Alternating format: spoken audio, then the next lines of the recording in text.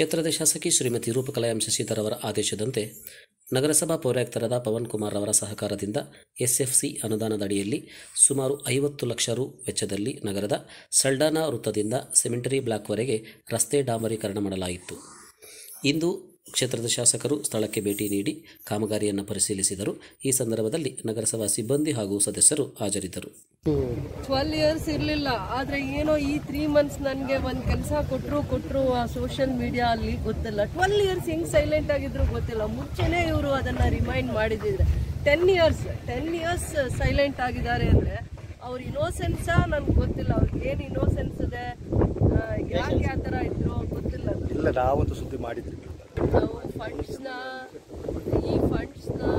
ಹೆಂಗೆ ರೀಅರೇಂಜ್ ಮಾಡ್ಕೊಂಡಿದ್ದೀವಿ ಅಂದರೆ ಎಲ್ಲ ಗ್ರ್ಯಾಂಟ್ಸ್ನು ನಾವು ಮತ್ತೆ ಇದನ್ನು ಈ ರೋಡ್ ಮಾಡ್ಕೋಬೇಕು ಅಂತಂದರೆ ಒಂದು 2-3 ರೋಡ ದುರ್ಗಂಪೇಟೆ ಬೇರೆ ಎಲ್ಲ ನಮ್ಮ ಡೆವಲಪ್ಮೆಂಟ್ ವರ್ಕ್ಸ್ ರೋಡ್ಸ್ನ ಇದಕ್ಕೆ ನಾವು ಡೈವರ್ಟ್ ಮಾಡಬೇಕಾಗಿ ಬಂತು.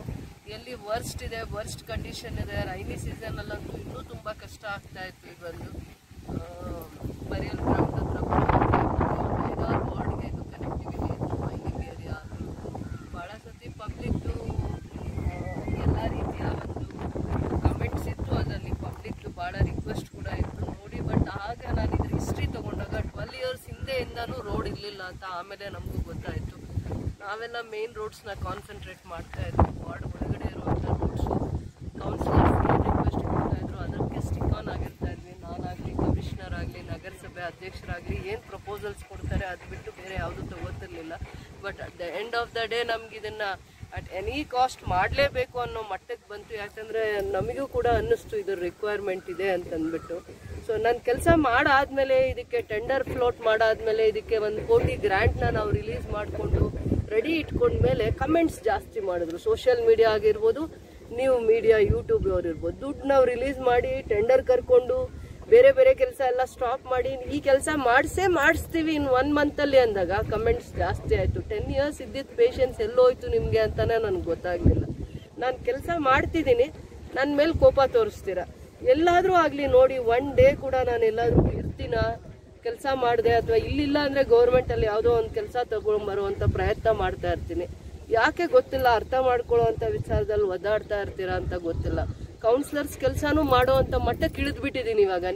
ನೀವು ಯೂಟ್ಯೂಬಲ್ಲಾಗಲಿ, ಪ್ರಿಂಟ್ ಮೀಡಿಯಲ್ಲಾಗಲಿ, ಸೋಷಿಯಲ್ ಮೀಡಿಯಲ್ಲಾಗಲಿ ಕಮೆಂಟ್ ಮಾಡೋದು ನೋಡಿ ಐ ವಾಸ್ ಫೆಡ್ ಅಪ್. ನಾನು ಡೆಸ್ಪ್ರೇಟ್ ಆಗ್ತಾ ಇದ್ದೀನಿ. ಕೌನ್ಸಿಲರ್ ಮಾಡೋ ಕೆಲಸನ ಆಯಿತು, ನಾನು ಮಾಡೋಣ, ಅದನ್ನು ನಾನೇ ಮಾಡೋಣ. ಕೌನ್ಸಿಲರ್ಸ್ಗೆ ಕೆಲವೊಂದು ಸತಿ ಪ್ರತಿ ವರ್ಷ ಅವ್ರಿಗೆ ಅಲಾಟ್ಮೆಂಟ್ ಇರುತ್ತೆ. 50 lakhs 70 lakhs. ಅದರಲ್ಲಿ ರೋಡ್ಸು, ಪಾರ್ಕು, ವಾಟರ್ ಕಾಂಪೋನೆಂಟ್ ಎಲ್ಲ ಹೆಡ್ಡಲ್ಲೂ ಅವ್ರಿಗೂ ಕೆಲವೊಂದು ಇದಿರುತ್ತೆ, ಪ್ರಾವಿಷನ್ಸ್ ಇರುತ್ತೆ.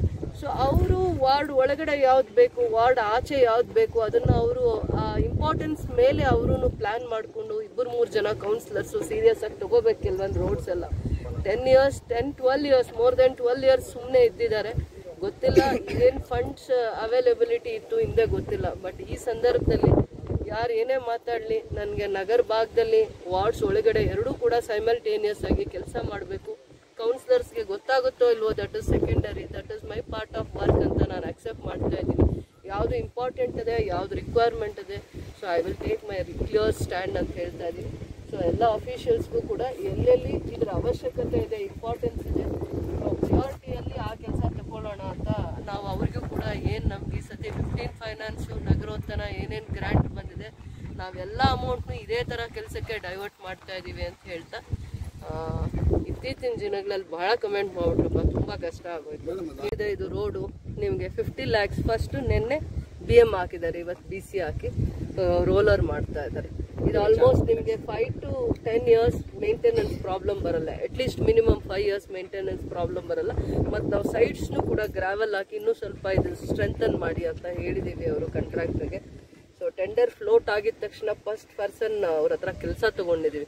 ಆಮೇಲೆಲ್ಲ ಫಾರ್ಮಾಲಿಟೀಸ್ ಮಾಡ್ತೀವಿ, ಫಸ್ಟ್ ಕೆಲಸ ಮಾಡಿ ಅಂತಂದ್ಬಿಟ್ಟು. ಯಾಕಂದರೆ ಮಳೆ ಬರುತ್ತೆ, ಬರಿಯಲ್ ಗ್ರೌಂಡ್ ಇದೆ, ಪಬ್ಲಿಕ್ಗೆ ಹಿಂಸೆ ಆಗೋದು ಬೇಡ. ಏನಾದರೂ ಬೈಕೊಳ್ಳಿ, ನೀವು ನಮ್ಮನ್ನು ಕೆಲಸ ಮಾಡಿದ್ರು ಬೈತೀರಾ, ಮಾಡದೇ ಇರೋರನ್ನ ಸುಮ್ಮನೆ ಬಿಟ್ರಿ 10 ವರ್ಷ 10-15 ವರ್ಷ ಸುಮ್ಮನೆ ಬಿಟ್ರಿ. ಯಾರು ಕೆಲಸ ಮಾಡ್ತಾರೆ ಪದೇ ನೀವು ಸೋಷಿಯಲ್ ಮೀಡಿಯಲ್ಲಿ ಕಮೆಂಟ್ ಮಾಡ್ತೀರಾ. ಇರಲಿ, ಅದನ್ನ ನಾನು ಅಪ್ಸೆಟ್ ಆಗೇ ನೋಡಲ್ಲ, ಅದು ಕೂಡ ನಾನು ಪಾಸಿಟಿವ್ ಆಗೇ ತಗೊಂತೀನಿ ಅಂತ ಹೇಳ್ತಾ